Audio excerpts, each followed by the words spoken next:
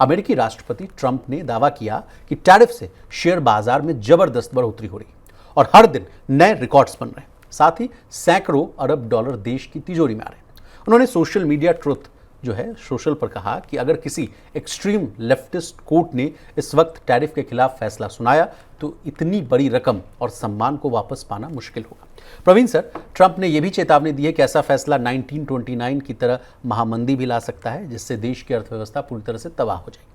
कैसे देख रहे हैं इनके पूरे स्टेटमेंट को, और ओवरऑल पिक्चर भी हम आपसे समझना चाहेंगे। ये तो एक स्टेटमेंट की बात हुई सर, लेकिन इससे जुड़ा हुआ मामला है इंडिया और यूएस ट्रेड डील वाला मामला है। ये भी खबरें आ रही हैं सर कि अमेरिका और चीन के बीच में जो टैरिफ को लेकर जो बातें थी, उसका जो डेडलाइन है उसको एक्सटेंड किया गया है, 90 दिन का उनको एक्सटेंशन दिया जा रहा है, और तमाम तरह की जो मीटिंग्स का भी जो दौर है वो भी देखने को मिल रहा है। तो पूरे सिनेरियो को आसान भाषा में डिकोड करें। नहीं, देखिए, इस वक्त जो दुनिया में सबसे बड़ी हलचल है वो उसमें 2-3 पॉइंट बहुत बड़े हैं। एक पॉइंट है उसमें जो उसके केंद्र में अमेरिका है, ये समझ लीजिए। एक उसका फैक्टर है आपका रशिया से जुड़ा हुआ जी, रशिया यूक्रेन जंग का। दूसरा फैक्टर है चाइना का, और तीसरा फैक्टर है इंडिया का। तो 3 बड़े ब्रॉड, अगर आप ब्रॉडली देखेंगे तो 3 मोटी चीज़ें उभर के सामने आती हैं। चाइना की बात करें तो चाइना पे जो टैरिफ लगाए थे उसको 90 दिन के लिए और एक्सटेंड कर दिया अमेरिका ने। इसका मतलब ये है कि अमेरिका चीन के साथ ट्रेड को लेके थोड़ा सा, आपको कहें कि एकोमोडेटिव हो रहा है, चाहता है कि ट्रेड को लेके चीज़ें फंसे ना। फिलहाल चीन पर 30% का टैरिफ है सर। फिलहाल जो लास्ट उनकी दोनों देशों के बीच में जो सहमति जिनेवा में बनी थी जी, उसके बाद ये चीज़ निकल के आई कि 115% दोनों देशों ने 115% टैरिफ कम किया, और अब चीन का जो प्रोडक्ट है अमेरिका में वो पहुंचेगा 30% के टैरिफ पे, और इस चीज़ को उन्होंने एक्सटेंड कर दिया जब तक कि कोई डील चाइना के साथ क्रैक ना हो ना जाए, पूरा का पूरा सेटल ना हो जाए। अब इस चीज़ को आप जोड़ के देखिए भारत के साथ। दूसरी तरफ खड़ा था भारत, जिसको खुद अमेरिका मानता कि India is our strategic partner. तो स्ट्रेटेजिक पार्टनर था भारत। चीन के साथ थी राइवलरी, पूरे ग्लोबल हेजेमनी को लेके, पूरे ट्रेड पर कब्जे को लेके, और चीन के साथ अमेरिका का रुख हो गया फ्रेंडली, और भारत के साथ अमेरिका का रुख हो गया एक तरह से कहें कि संबंध थोड़े नीचे के लेवल पे जाते हुए हमने देखे।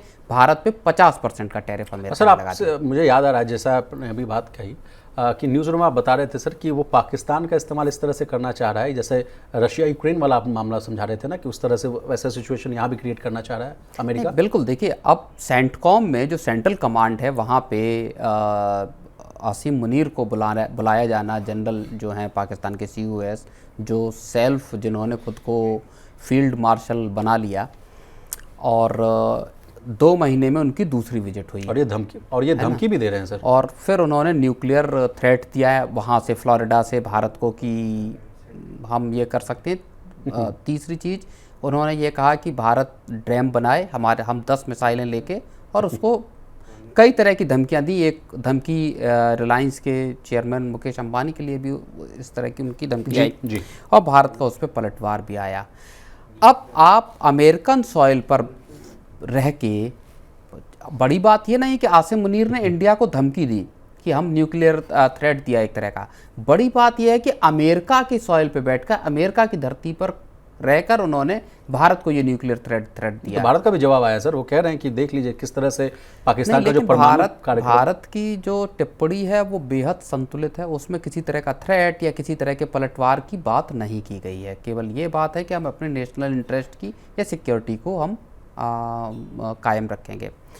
लेकिन जिस तरह का अब उसका, इसको अगर आप पीछे के उसमें देखेंगे, जब रूस और यूक्रेन की लड़ाई जब 2022 में छिड़ने की शुरुआत हो रही थी जी, तब यूक्रेन को इसी तरह से बढ़ा चढ़ाकर खड़ा किया गया, और आप उसके तर्ज पे भारत में देखिए, अभी बिल्कुल हाल में मुझे लगता है 1 या 2 दिन पहले ही जो चीफ ऑफ डिफेंस स्टाफ हैं, CDS नहीं, आर्मी चीफ, सॉरी माफ, उपेंद्र द्विवेदी का बयान आया। उन्होंने कहा कि पाकिस्तान के साथ बहुत जल्द ही पाकिस्तान के साथ एक लड़ाई हो सकती है भारत की। अमेरिका पाकिस्तान को एक तरह से पुश कर रहा है, खड़ा कर रहा है उसको कि आप प्रोवोक कर रहा है अमेरिका पाकिस्तान को, ताकि भारत पाकिस्तान लड़ता रहे। अब क्या पाकिस्तान और भारत की इस उसमें रूस और यूक्रेन जैसी लड़ाई की स्थितियां पैदा हो सकती हैं। तो क्या पाकिस्तानी थिएटर से चाइना को बाहर करने की अमेरिका की ये स्ट्रेटजी है, जहां वो कह रहा है कि साहब तुम्हारे पास तेल का कुआं है भी या नहीं वो तो बाद में देखेंगे, लेकिन एक्सप्लोर करने के लिए हम तैयार हैं। तो ये एक एंगल है। लेकिन बड़ी चीज़ अगर हम ट्रेड पे फोकस रखें तो पहली जो चीज़ बड़ी है वो पाकिस्तान को, वो चाइना को 90 दिन का एक्सटेंशन मिलना एक बड़ी बात है, और भारत पे 25% के बाद 25% का एडिशनल टैरिफ लगा देना जी। तो एक तरह से जो बैलेंस है वो थोड़ा सा डिस्टर्ब यहाँ पे होता हुआ दिखाई दे रहा है। सर रशिया का रुख करते हैं। अब वहाँ कहा जा रहा है कि जिस तरह से अगर हम लोग को सस्ती दर पे मिल रहा है क्रूड ऑयल, है ना, $10 प्रति बैरल के आसपास का डिस्काउंटेड रेट पर हम लोग ला रहे थे, लेकिन SBI रिसर्च की भी रिपोर्ट है, तमाम रिपोर्ट्स आती हुई दिख रही हैं, उससे कहा जा रहा है कि अगर हम लोग रूस से तेल मंगवाना बंद कर दें या किसी भी तरह का उसमें व्यवधान आ जाए तो उससे कहा जा रहा है कि 9 से 10 बिलियन डॉलर के आसपास का नुकसान होता हुआ दिखेगा सर। नहीं, देखिए $5 बिलियन के आसपास का लॉस भारत को होने की बात कही जा रही है, अलग अलग एक्सपर्ट कह रहे हैं। कहा यह भी जा रहा है कि भारत को रीथिंक करना चाहिए रूस से ऑयल के मामले को लेके। अब यहाँ कहानी में एक पेच थोड़ा सा है, और वो एक उम्मीद भी हो सकती है, और हो सकता है कि पूरी की पूरी उम्मीदें जो हैं वो शैटर्ड हो जाएं। सर बीच में ये भी तो खबरें आ रही थी प्रवीण सर की भारत सरकार ने अंदर खाने से कहा OMCs को कि आप जो है रूस से तेल खरीदना थोड़ा सा धीमा करिए, ये भी खबर थी। हाँ, लेकिन उसमें फिर कोई कंफर्मेशन की बात नहीं है कि क्या वाकई रोका है या वाकई नहीं लेंगे, या हो सकता है कुछ पॉज किया हो, फुल्ली बंद ना किया हो। मसला ये है अब सबसे बड़ा कि 15 तारीख को, इसी 15 अगस्त को जब हम अपनी आज़ादी का 79वां साल मना रहे होंगे, तो 15 अगस्त को मीटिंग होने वाली है डोनाल्ड ट्रंप की और पुतिन की अलास्का में। इस मीटिंग में क्या यूक्रेन पीस का जो डील है, यूक्रेन पीस डील है, क्या वो क्रैक हो पाएगी? क्या रूस इस बात के लिए तैयार होगा कि ठीक है अब हमारा ऑफेंसिव बंद हो जाएगा यूक्रेन में? यूक्रेन के जो राष्ट्रपति हैं जेलेंस्की, उनकी अभी कल प्रधानमंत्री मोदी के साथ मुलाकात, मतलब फ़ोन पे बात हुई, और उसमें उन्होंने भारत के सपोर्ट के लिए शुक्रिया कहा।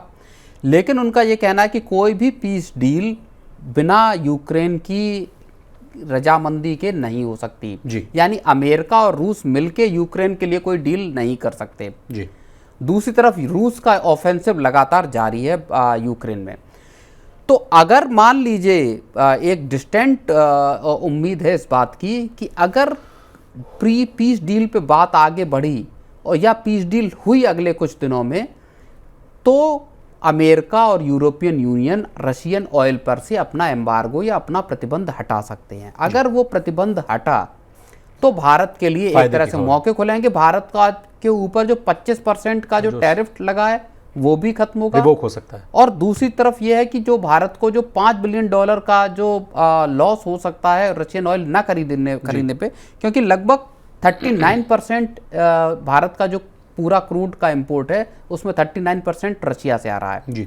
तो एक सबसे बड़ा चंक अभी भारत रशिया से खरीद रहा है, और वजह उसकी डिस्काउंट जी। हालांकि हाल के वक्त में डिस्काउंट कम भी हुआ, $3 से $5 पर बैरल का डिस्काउंट ही अब है जी। अब प्रवीण सर आपसे चर्चा करना चाहेंगे कि ये भी ऐसी खबरें आ रही हैं कि अब बायकॉट अमेरिका तक करके एक ट्रेंड भी चल रहा है। कहा जा रहा है कि मैकडॉनल्ड्स, कोका कोला, अमेजन और एप्पल जैसी जो बड़ी ब्रांड्स हैं, जिनको कहा जाता है कि MNCs है, इतनी बड़ी उनकी अगर आप मार्केट कैपिटलाइजेशन उनका देख लिया जाए तो कहा जाता है कि एक देश के GDP के बराबर तो उनका मार्केट कैपिटलाइजेशन है। कहा जा रहा है कि इन प्रोडक्ट्स को हम लोग बायकॉट करें, ना कहें, तो क्या ये कदम आप कैसा देख रहे हैं, या क्या बचकाना हरकत है? नहीं, देखिए, बायकॉट करने का अलग अलग समय पे, जैसे हमने टर्की के बायकॉट की देखी, चाइना का भी देखा था सर, बिल्कुल कुछ वक्त पहले हमने मालदीव्स के लिए भी देखा, वहाँ के लिए टूरिज्म को लेके। तो इस तरह के बायकॉट को लेके तो आती रहती, कितने सक्सेसफुल होते हैं या कितना सक्सेसफुल हो सकता है ये देखना होगा। मोदी जी खुद इस बात को कह चुके हैं कि पूरे देश के लोगों के लिए कि आप घरेलू प्रोडक्ट्स का ज़्यादा इस्तेमाल कीजिए। तो मेड इन इंडिया भी वो कहते हुए दिखते हैं, मेक इन इंडिया और तमाम। बिल्कुल, अब अमेजॉन जैसी कंपनी हो गई, या मान लीजिए नेटफ्लिक्स हो गया, या फिर आपका मैकडोनल्ड हो गया, या आपका जो KFC हैं, इस तरह की जो चेन है, फूड चेन है, या दूसरे ब्रांड्स हैं, उनका कितना बायकॉट हो सकता है, उनके उनके ऑल्टरनेटिव क्या हमारे पास मौजूद है, वो लंबे देखने वाली बात हो। और उसमें दूसरी चीज़ ये भी है कि हो सकता है कल को भारत और अमेरिका की ट्रेड डील भी हो जाए। या सर, मैं आपसे एक लास्ट सवाल पूछ रहा हूँ, जिस तरह से चाइना को उन्होंने पॉज दिया है 90 दिनों का, क्या भारत के साथ भी संभावना बन सकती है क्या 90 दिन का पॉज? नहीं, 90 दिन का 25 तारीख को बैठक है सर, 25 तारीख नहीं, को बैठक। भारत को पॉज देने की तो बात ही नहीं हुई ना उसमें। नहीं, मैं कह रहा हूँ कि जैसा चाइना को दिया सर, वैसा क्या भारत के सिनेरियो में भी हो सकता है? नहीं, अभी तो आप समझिए कि भारत और अमेरिका के संबंध, मैं कहूँगा हाल के वक्त में बाइडेन के दौर में जैसे संबंध थे, उसके बहुत ज़्यादा खराब दौर में अब इस वक्त भारत और अमेरिका के संबंध हैं।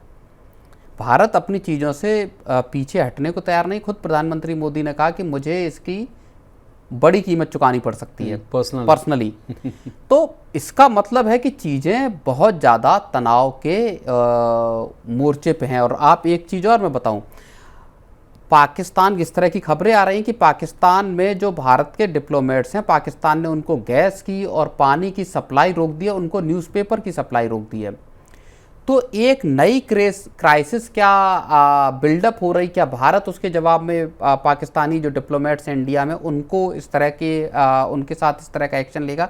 तो जिस तरह की कठिनाइयाँ हो रही, ये सारी चीज़ें ऐसी हैं जिनसे अमेरिका अनभिज्ञ, या कहूँ कि उसको ऐसा नहीं है कि वो वाकिफ़ ना हो उसको, बट क्राइसिस क्या क्रिएट की जा रही, क्या भारत और पाकिस्तान के बीच में जंग जैसे हालात आने वाले वक्त में बन सकते हैं, जिस तरह की चीज़ें, जिस तरह का बयान अब पाकिस्तान के जनरल दे रहे हैं। प्रधानमंत्री मोदी जी की तरफ से भी तो एक स्टेटमेंट आ ही चुका था सर उस समय ही कि ऑपरेशन सिंदूर जो है वो अभी बंद नहीं हुआ, इट इज़ ऑपरेशनल, वो चल रहा है। तो वो भी देखना होगा सर कि अगर उधर से कोई अगर रिटेलिएशन आता है तो उधर से क्या जवाबी कार्रवाई। इस बात को लेके और ये ऑपरेशन सिंदूर जो जारी रहने की बात कही जा रही, वो इसी वजह से कही जा रही है कि इस चीज़ की आशंका बहुत प्रबल है कि जिस लेवल के लॉसेस पाकिस्तान को हुए हैं जी उसका बदला लेने की पाकिस्तान कोशिश कर सकता है। कोई मिस एडवेंचर पाकिस्तान कर तो सकता है। हाथ भी आ गया सर, अमेरिका ने हाथ भी रख दिया, तो और अब अमेरिका साथ है तो पाकिस्तान हो सकता है कि कोई मिस कैलकुलेशन करने की कोशिश करे। हालांकि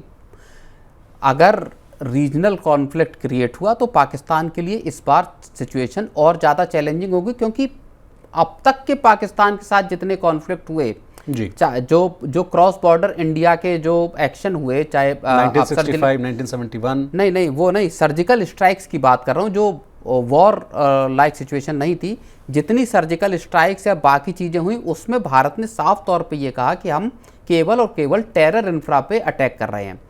पहली बार ऐसा हुआ कि जब आपने क्रॉस बॉर्डर स्ट्राइक की तो उसमें पाकिस्तान के आर्मी या पाकिस्तान के एयर बेसेस को सीधा निशाना बनाया। तो अब चीज़ें एक नॉच ऊपर उठ चुकी हैं। अब भारत अगर कोई क्रॉस बॉर्डर एक्शन करता है पाकिस्तान के अगेंस्ट, तो आप समझिए कि सीधा निशाना केवल और केवल टेररिस्ट कैंप्स नहीं होंगे, अब पाकिस्तान की आर्मी, पाकिस्तान के एयर बेसेस और नेवल बेसेस होंगे। उनका स्टेटमेंट भी द्वारा है सर, तो उनको जवाब देना जरूरी भी है।